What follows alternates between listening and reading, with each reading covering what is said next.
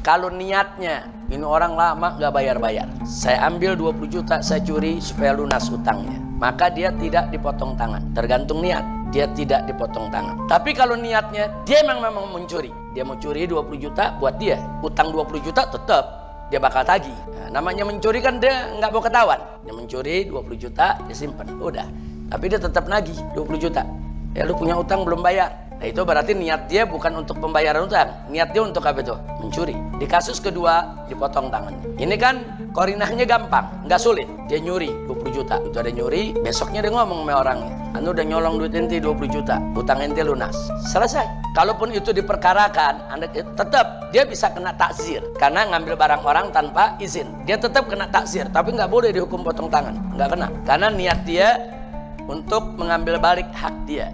Tapi kalau dia mencuri, nggak tahu nih, nggak ketahuan. Seminggu nggak ketahuan, dia masih tetap nagih. Kapan nih bayar utangnya? Bulan depannya ketahuan dia mencuri. Oh ente yang nyuri, terus bilang enggak kan ente punya utang 20 juta, udah anggap lunas. Nggak bisa, tetap dipotong tangan. Nagih dia setiap hari itu menunjukkan korinah. Nyolongnya itu ngambilnya bukan untuk melunasi utang. Kira-kira jelas tidak? Itu namanya korinah, indikasi. Paham korinah?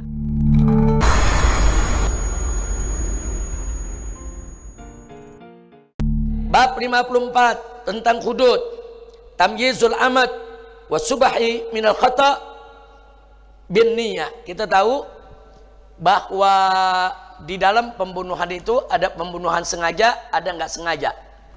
Ini semua kembali dengan niat. Saya contohkan. Ada amad sengaja, ada sibhul amad setengah sengaja, ada khata sama sekali nggak sengaja.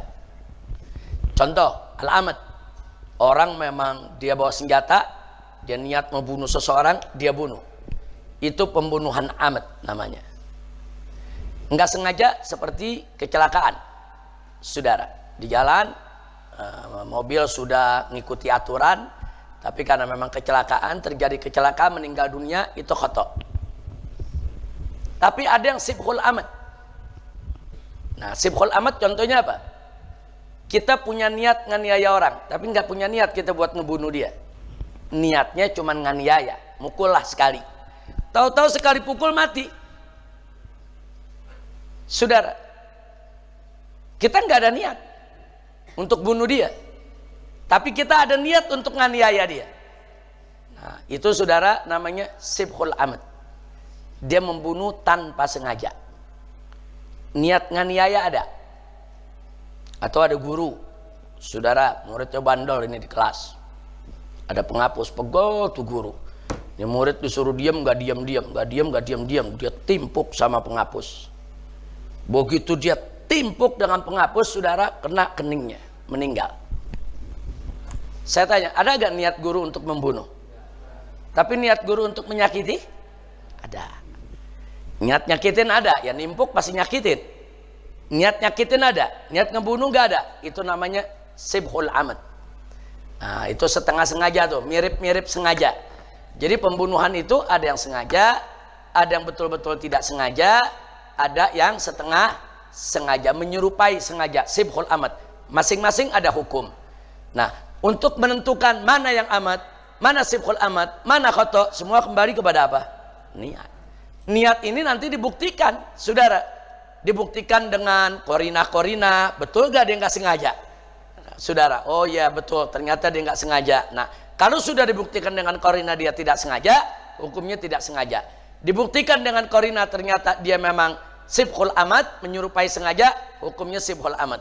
Kalau dibuktikan ternyata, oh ini mutlak sengaja, walaupun dia ngaku nggak sengaja, ini mutlak, ini sengaja, ya ikhwan. Nah contohnya apa? Ada orang, saudara lagi berdiri, tahu-tahu yang main apa namanya mesin di mobil yang ngangkut kontainer gede itu mau bercanda nibanin temennya. Saudara, saya mau tanya, ini dia bilang enggak, saya nggak sengaja. Kira-kira percaya gak? Hah? Percaya nggak sengaja? Nah, saya cuma mau bercanda doang. Emang bercanda begitu ya kawan? Ketiban kontainer saya tanya, bisa mati gak?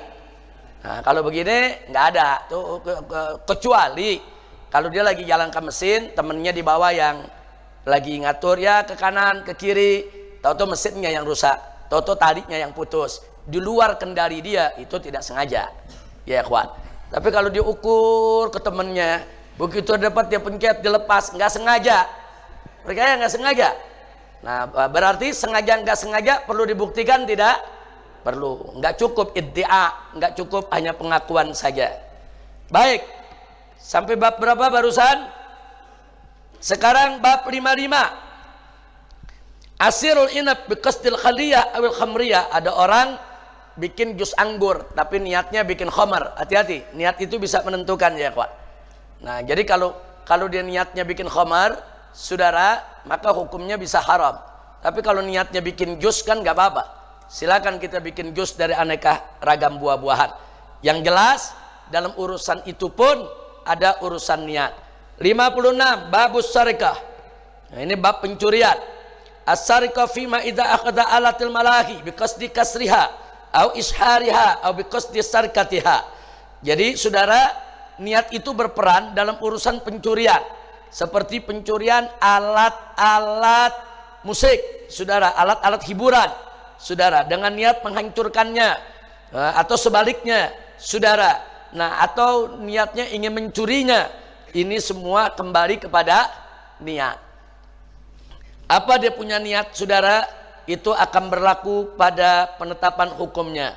Yang berikutnya, as-sarika fima akhadha da'in malil madin biqasdil istifa. As-sarika fala yuqta fil awal wa yuqta fit tsani. Nah, bagaimana kalau terjadi kasus pencurian?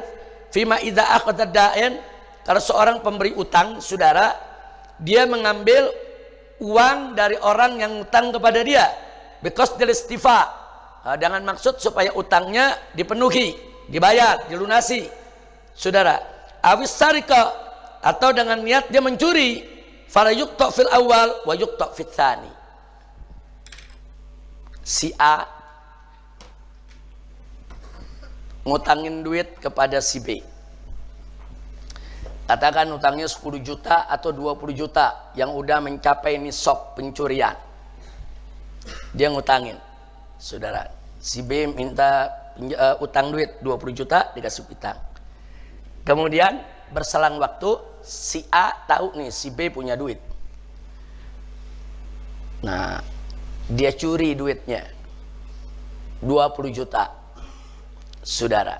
Nah, ini hukumnya untuk ngambil duit dia yang lama nggak dibayar atau untuk mencuri, tergantung niat. Kalau niatnya ini orang lama nggak bayar-bayar, saya ambil 20 juta, saya curi supaya lunas utangnya, maka dia tidak dipotong tangan. Tergantung niat, dia tidak dipotong tangan. Tapi kalau niatnya dia memang mencuri, dia mau curi 20 juta buat dia, utang 20 juta tetap dia bakal tagih, saudara. Nah, namanya mencuri kan dia nggak mau ketahuan. Dia mencuri 20 juta, disimpan, udah. Tapi dia tetap nagih 20 juta. Ya, lu punya utang belum bayar. Nah, itu berarti niat dia bukan untuk pembayaran utang. Niat dia untuk apa itu? Mencuri. Di kasus kedua, dipotong tangannya. Nah, ini kan korinahnya gampang, nggak sulit. Dia nyuri 20 juta. Nah, begitu ada nyuri, saudara, besoknya dia ngomong sama orangnya, anu udah nyolong duit ente 20 juta, utang ente lunas. Selesai. Kalaupun itu diperkarakan, tetap dia bisa kena takzir. Karena ngambil barang orang tanpa izin, dia tetap kena takzir, tapi nggak boleh dihukum potong tangan, nggak kena. Karena niat dia untuk mengambil balik hak dia. Tapi kalau dia mencuri, saudara, nggak tahu nih, nggak ketahuan. Seminggu nggak ketahuan, dia masih tetap nagih. Kapan nih bayar utangnya? Kapan nih bayar utangnya? Bulan depannya ketahuan dia mencuri. Oh, ente yang nyuri, terus bilang enggak, kan ente punya utang 20 juta, udah anggap lunas. Nggak bisa, tetap dipotong tangannya. Nagih dia setiap hari itu menunjukkan qarinah kalau dia nyolongnya buat nyuri. Nyolongnya itu ngambilnya bukan untuk melunasi utang. Kira-kira jelas tidak? Itu namanya qarinah, indikasi. Paham qarinah? Nah, jadi lihat. Jadi kalau dia ngaku, oh, kan ente punya utang 20 juta, udah anggap lunas. Nggak bisa dong. Kenapa ente nggak ngomong dari kemarin? Nggak bisa. Ini kalau nggak ketahuan nih, ente kan tetap curi itu 20 juta. Ini karena ketahuan aja. Kecuali kalau habis dia nyuri, besoknya dia ngomong, Anda udah ambil duit ente, utang ente udah lunas. Itu ketahuan begitu, ada pengaku, sekalipun dia ngaku dia nyuri, nggak dipotong tangannya. Kira-kira jelas tidak? Paham? Karena dalam Islam mencuri itu dipotong tangan. Jadi niat itu sangat penting. Dan niat itu sangat menentukan hukum daripada perkara tadi.